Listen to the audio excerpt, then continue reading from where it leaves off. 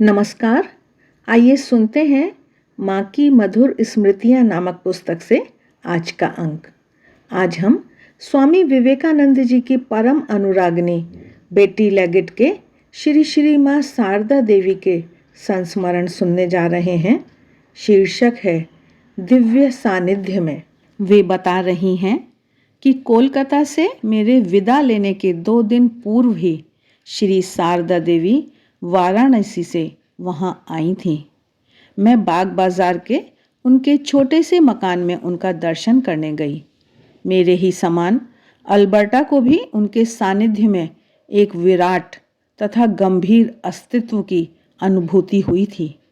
हमने काफ़ी समय उनके साथ बिताया। साथ में भगिनी क्रिस्टीन भी थी। हमारे समक्ष वे बड़े सहज रूप में थीं। सिर पर घूंघट नहीं था और हाथ भी अनावृत थे, अर्थात वस्त्र से ढके हुए नहीं थे। उन्होंने स्वयं ही हमारे बैठने के लिए चटाई बिछा दी थी।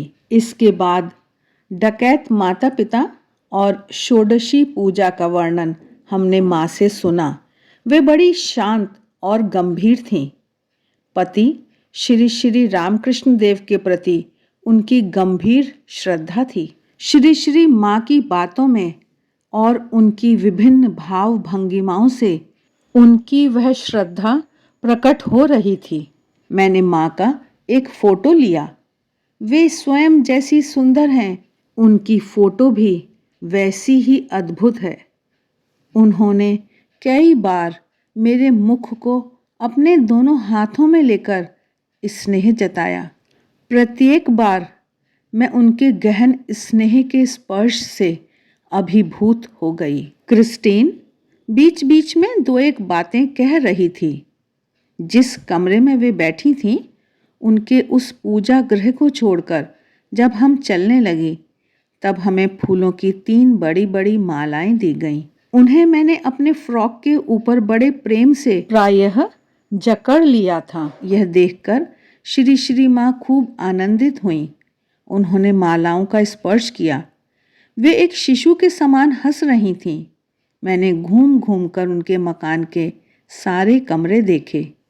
मैंने उनकी सभी चीज़ें, देव विग्रह, देवता का पट देखा।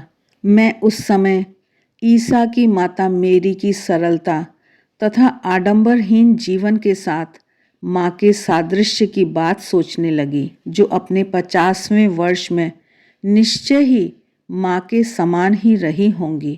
पूरा घर देखने के बाद जब मैं उनसे विदा लेकर सीढ़ी से उतर रही थी, तो देखा कि वे सीढ़ी के पास आकर खड़ी थीं, ज्योतिर्मयी। उन्होंने मुझे अपने पास खींचकर पुनः मेरा मुख अपने दोनों हाथों में ले लिया। उन्होंने मुझे आशीर्वाद दिया।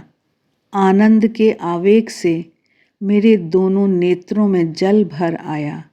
मुझे लगा कि उनके नेत्र भी सूखे नहीं थे, पर मेरे नेत्रों में आंसू भरे होने के कारण मैं उनका मुख नहीं देख पा रही थी। आज के लिए बस इतना ही। वीडियो अच्छे लगते हैं तो लाइक का बटन ज़रूर दबाएं। कमेंट बॉक्स में कमेंट करके बताएं। मिलते हैं फिर। तब तक के लिए आप सभी का बहुत बहुत धन्यवाद।